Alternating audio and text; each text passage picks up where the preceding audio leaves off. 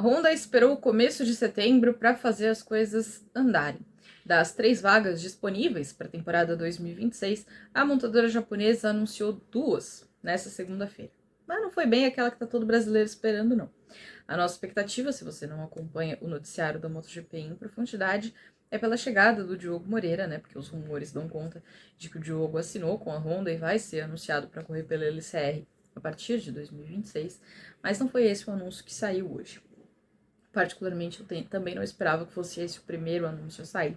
Eu acho que o mais razoável seria que eles anunciassem primeiro a renovação do Marini, depois a permanência do Johan Zarco, e foi exatamente isso que saiu nessa segunda-feira. Eles começaram cedinho, literalmente 4 horas da manhã no horário brasileiro, pingou o primeiro comunicado à imprensa, que foi a renovação do contrato do Luca Marini. Depois, 15 minutos mais tarde, veio o anúncio da renovação do Johan Zarco. Eu espero que eles não façam o anúncio do Diogo no mesmo horário. Acho que eles podem lembrar que ele é um piloto brasileiro e fazer isso no horário nosso aqui vai ser um pouquinho mais simpático com a gente. Mas tudo bem, né? Se fosse 4 horas da manhã, a gente vai ter que aceitar. Agora, detalhando o caso de hoje, e falando de Marini, o contrato foi assinado por uma temporada, então Marini fica no mesmo patamar do Joan Mir, que também tem contrato até o fim da temporada 2026. Isso é importante porque, olhando para o futuro, eu não quero entrar muito nos detalhes da situação do Diogo, porque como ainda não foi anunciado oficialmente, a gente não tem muita certeza do que está por vir. A gente tem as informações que saíram na imprensa italiana, as coisas que a gente foi conseguindo pegar aqui e ali, mas a gente não tem informações precisas. Então, eu não quero ficar fazendo especulação, eu quero falar daquilo que a gente sabe com certeza. O fato é que a imprensa italiana fala de uma possibilidade de o Diogo assinar um contrato para fazer 1 ano na LCR, que seria a próxima temporada, e depois saltar para a HRC, que seria em 2027. Então, se ele efetivamente assinou esse contrato, a Honda vai partir nesse ano tendo uma vaga fechada em 2027. Então, se eles renovassem o contrato do Marini por 2, eles já começariam agora tendo a equipe de fábrica fechada por 2 temporadas. Então, quer dizer, fechadas, né, com antecedência. Então, é razoável que eles tenham deixado isso em aberto, pelo menos uma posição ali eles têm aberto para ver o que acontece depois. Né? Durante a temporada a gente tinha visto ali uma especulação sobre o Jorge Martins, sobre o Pedro Acosta. Então, eles estão mantendo o espaço livre para eventualmente, né, se algum desses caras, mas assim, vitoriosos ou experimentados ou badalados, ficarem livres no mercado e interessarem para a Honda, eles têm essa possibilidade. Mas renovar com o Marini eu particularmente considero que foi um acerto. Por quê? O Marini, ok, ele não é um grande astro, ele não é um cara de inúmeras vitórias na carreira, não é nada disso. Mas o Marini é um cara não só efetivo, mas ele é um cara que em termos de desenvolvimento ele agrega. E ele foi contratado por isso. Marini não foi contratado para vencer. É claro que quando a gente fala no cara que substituiu o Mark Marques, a gente fica com uma expectativa um pouco diferente, né? Porque substituiu o Mark Marques. Mas o fato é que ele não foi contratado com essa expectativa. Marini sempre foi conhecido no paddock pela qualidade e a clareza do feedback dele. Porque o Marini, ele é um cara inteligente, acho que é a melhor maneira de colocar. Marini fala que se ele não fosse piloto, ele ia ser astrofísico. Não dá pra você ser astrofísico sem você ser inteligente, né? Quem entende de física já ganha uns pontinhos aí, porque física é uma coisa muito difícil. Então, ele é um cara que tem esse tipo de conhecimento. Entre os jornalistas, por exemplo, todo mundo sempre gostou muito do André do Vizioso, porque o do Vizioso é um cara que consegue explicar as coisas mais difíceis de uma maneira fácil para todo mundo entender. E como o jornalista tem essa missão de explicar para todo mundo os conceitos, as coisas que estão acontecendo, é mais fácil você falar com alguém que efetivamente consiga fazer isso. Quando o do Vizioso parou, todo mundo falou assim: ainda bem que nós temos o Marini. Porque o Marini faz a mesma coisa.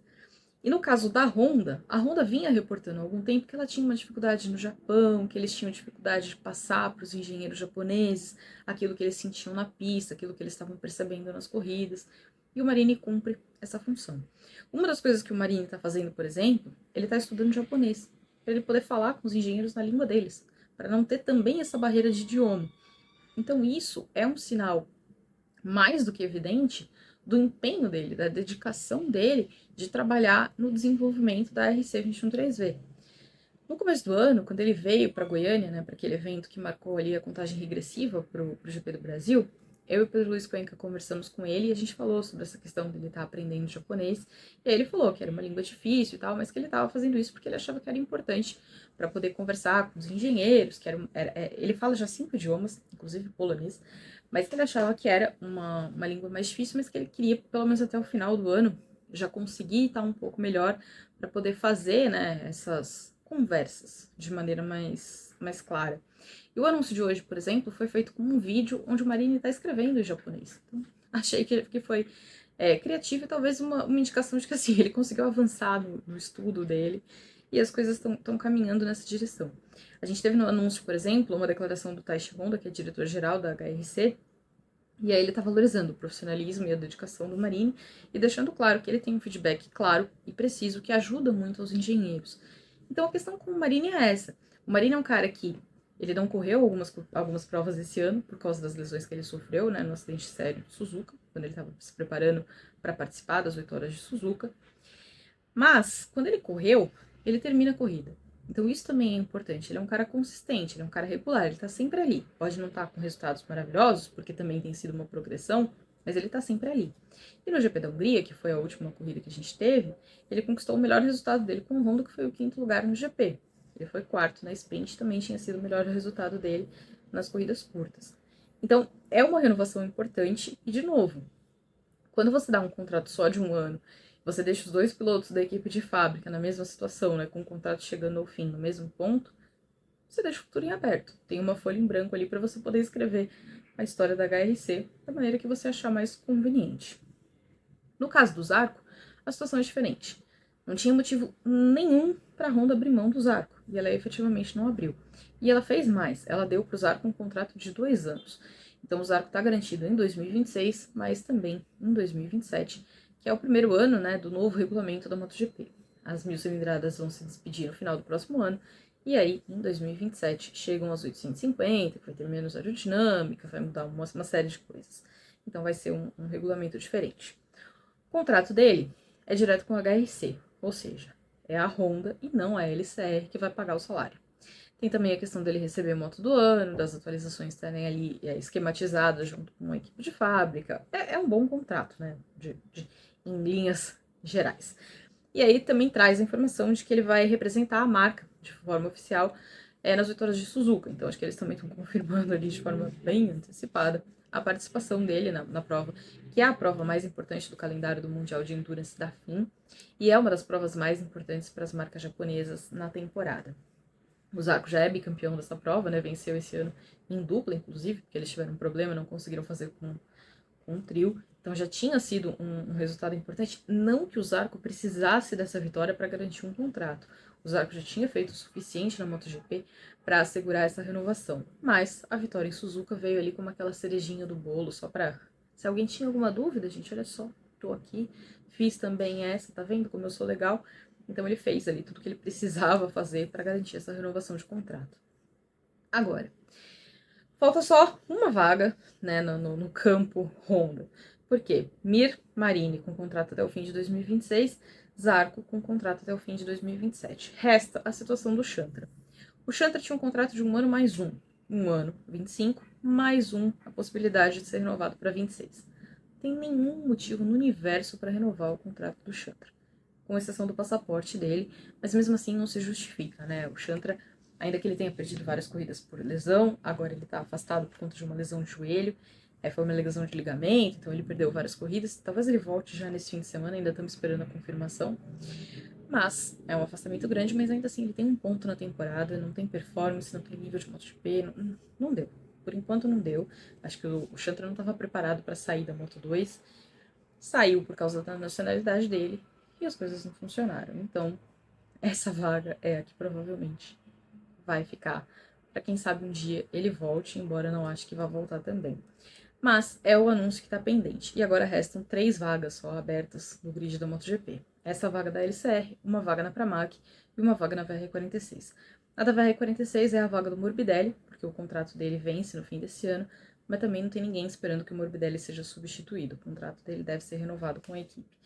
No caso da Pramac, a gente está ali no compasso de espera, porque a Pramac estava na disputa, né, da Yamaha com a Honda pelo passe do Diogo. O que a gente sabe, e me parece certo dizer isso, porque as próprias declarações do Paulo Pavese, o diretor da Yamaha, já indicam que ele recebeu um não por parte do Diogo. Então, eles ficaram ali entre tentar um outro piloto novato, que seria o Manuel Gonzalez, ou então um piloto experiente. E aí, tendendo mais para o Jack Miller, né? Teoricamente, quando eles anunciaram o Toprak Razgatlioglu, seria para formar par com o Miguel Oliveira, porque o contrato do Oliveira era até 2026. Só que o contrato do Oliveira tem cláusulas de performance, e o Oliveira não está tendo performance. Então a Yamaha tem como romper o contrato do Oliveira na metade, e aí ela não tem maiores problemas para abrir mão do português e botar outro piloto no lugar. Como a Yamaha está nesse processo de desenvolvimento do motor V4, não faz sentido para a Yamaha botar um piloto novato, porque ela não tem basicamente ninguém dentro do esquadrão dela ali que tem experiência com motor V4 de MotoGP. O Quartararo nunca guiou um V4, porque ele fez a carreira dele inteira de MotoGP, então a carreira dele inteira é em 4 em linha. O Alex Rins, ele correu por Suzuki, Honda e Yamaha. Suzuki era 4 em linha. Ele fez uma temporada de Honda e ele fez uma temporada onde ele se machucou, então ele também não fez uma temporada inteira, ele tem ali algumas poucas corridas. E aí, eles vão ter o Toprak. O Toprak tá entrando na MotoGP, então ele também não conhece um V4 de MotoGP. Então, no momento em que eles estão tentando desenvolver essa nova motorização, eles precisam de alguém com experiência nisso. Então, ir para um novato seria um pouco arriscado. O próprio Quartararo fez campanha de que eles precisam da experiência do Miller para poder ajudar nesse desenvolvimento. Então, pelos rumores ali de Balaton Park, o Miller deve efetivamente ter o contrato dele renovado, mas esse é um anúncio que ainda não saiu. A gente também está nessa expectativa. Mas no caso da Honda, as notícias são essas. Marini renovado por 1 ano e Zarco renovado por 2. Todo mundo já estava esperando isso. Faz mais do que sentido renovar esses dois. São pilotos importantes para a equipe, são pilotos que contribuem com o desenvolvimento.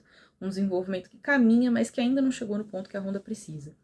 Se a gente fizer uma comparação entre 2024 e 2025, a gente vê um salto impressionante da Honda.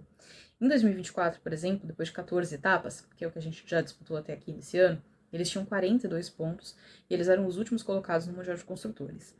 Nesse ano eles avançaram uma posição, eles são os penúltimos, e eles estão com 175 pontos. É mais de 4 vezes mais pontos do que eles tinham no ano passado. Em termos dos pilotos, o Marini no ano passado tinha 5 pontos depois de 14 etapas. Dessa vez, são 72, mais de 14 vezes mais pontos. O Zarco, por outro lado, ele tinha 22 no ano passado e agora são 114, tá? Ali 5 vezes mais pontos. Então tem uma evolução clara da Honda, mas ainda não é aquela Honda vencedora que a gente se acostumou a ver. Então ela precisava desses dois pilotos experientes, 2 pilotos capazes de ajudar no desenvolvimento e 2 pilotos que podem ajudar a Honda a voltar a ser a Honda. Acertando com o Diogo, né, tendo esse anúncio do Diogo, eles estão fazendo ali uma aposta num novato talentoso, mas eles estão mantendo, né, uma base firme para continuar trabalhando no desenvolvimento da moto. Claro, qualquer novato que chegar pode dar uma contribuição, mas ele continua sendo um novato, então ele tem que ser um novato, ele tem que ter o direito dele de ser um novato, ele não pode estar com essa responsabilidade de, opa, eu tenho que ajudar a desenvolver a moto. O desenvolvimento tem que estar na responsabilidade de outras pessoas. E a Honda tem pilotos inteligentes o bastante, capazes o bastante, talentosos o bastante e experimentados o bastante para conduzir esse desenvolvimento. E o anúncio de hoje foi sobre isso. Foi sobre o acerto da Honda de ter mantido a equipe, em sua maioria, como ela é hoje, para continuar dando conta disso, né, de progredir.